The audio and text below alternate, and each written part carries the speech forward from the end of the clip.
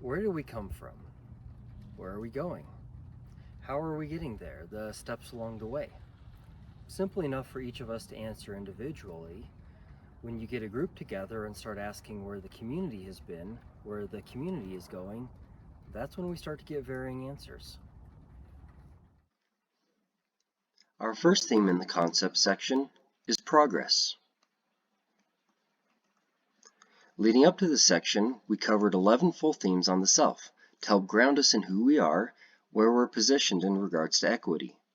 We hit on awareness, on different knowledge, skills, and behaviors we can work on, and several best practices understanding how we can more consistently be at our best. Even though we're now moving beyond the section called self, it's still important that we keep our own self in mind, first and foremost with all the themes left to cover. It's not moving from the self to other people, we're moving from the self to some more advanced and tricky concepts of which personal learning and improvement is still important. With 3 sections completed, we should be confident to now tackle these complex, comprehensive topics. Progress. It's that word we like to use when discussing what the goal is, what we hope to achieve. It's fundamental when working on equity, to at least have some idea for what is the future we want to have. Otherwise, we're sailing about in circles without a port to go to. Progress, like so much of what we've covered, is not one singular thing, but instead is a broad term that captures several ideas. When we talk about progress, it is the past, the present, and the future. We can discuss how we've progressed, done better than in times past in certain ways. We can make it a verb on what actions we're taking now to progress. It is aspirational. Progress an unrealized dream we're still striving for. Progress is measurement. We can take qualitative and quantitative data, anything from a general feeling or mood to hard numbers to look at outcomes over time, whether public safety, economic growth, employee retention, and so on. And of course, we have different perspectives on progress. We don't all agree on what we should progress to, how we wish to improve our organizations and services, and we don't agree on where we are headed towards if everything stays as is, if nothing changes. It is perhaps this last point to why progress is so tricky. It means something different for each of us. To a degree, that's the point. There are different ways we can make for better communities for our residents. There's no one-size-fits-all. And we need at least some common understanding to work together, to not pull in competing directions. Because our lack of at least a base agreement on progress is a snag in equity work, causes us to get caught up in misunderstandings and misalignments where we're talking to each other on different wavelengths. I want to reiterate that progress will look different for each community and even for each department. Equitable progress for a public works department, for example, may focus more on risk management and employee safety since our work includes operating heavy equipment, sometimes in adverse conditions.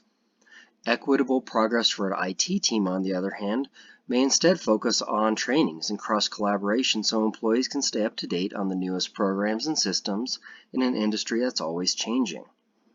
One area we can get on a similar page when it comes to progress, though, is whether we emphasize the past or the future.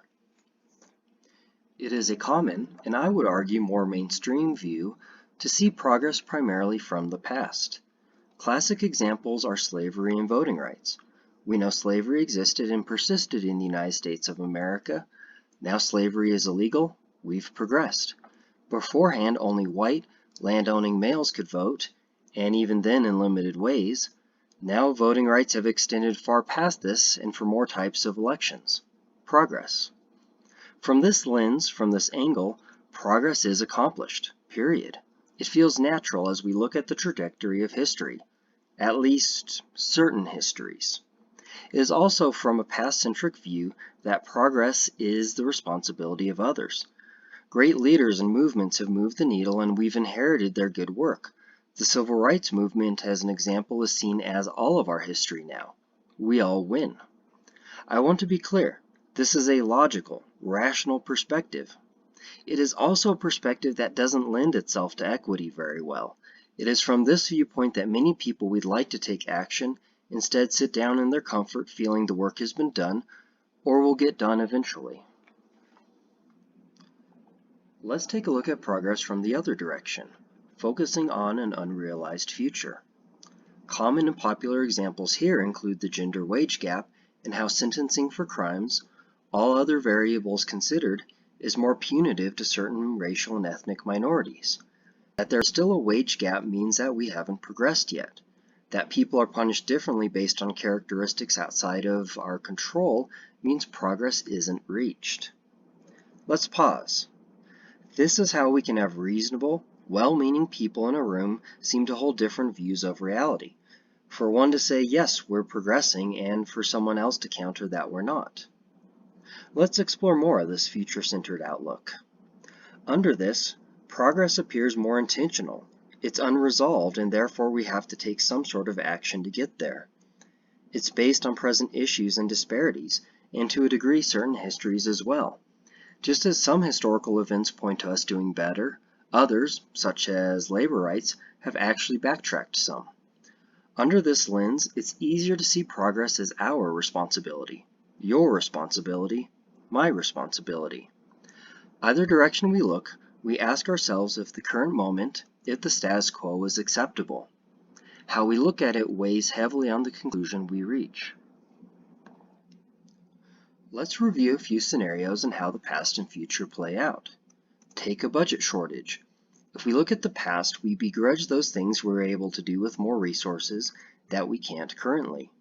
If we look at the future, we start seeing what our budget cuts will cost us short, medium, and long term, see the impacts and adjust as best we can. How about emergency response times for police, fire, and/or medical services? If we've improved response times on average in the past couple of years by a minute or two, that's a success. What if we're still a minute or more behind our target goal? Both matter, and which one we emphasize more dictates the level of priority, even urgency, we have to keep working on it. Workforce diversity. If we're being honest, for many organizations that bar has historically been set low, even more so for leadership positions. Have a first of something, whether a woman, person of color, religious minority, and so on in an influential position, feels like a big win. And if we look at matching our workforce to reasonably be close to the populations we serve, that one single person is but a drop in the bucket. It's good, the drops add up, and a drop it still is. For one last example, clean water. If we had problems and say 10% of residents didn't have access to clean water and we reduced it to 3%, that's an achievement. And also, it's not doing much for the 3% left behind unless we're working on them next. When we look at these examples and more, we start to see where the past and the future viewpoints diverge greatly, even if we're looking at the same point in time. To wrap up our discussion of progress, we look to the optional exercise and consider how our organizations define progress, particularly with equity. After all, chances are each of our communities has a mix. We might view the comprehensive plan through a past lens and be content, but see road repairs from a future view and be uneasy. How about equity? Keep in mind that if the organization does take a more past-centric view, that doesn't mean everything's all bad and we have to immediately change it. After all, I did say it's a logical, rational perspective. It just means we need to be mindful in how we approach and discuss the work so we're speaking the same language and gradually insert that future-centered mindset. Are we good? One of our more advanced concepts is now down. The next one up is the concept of earning.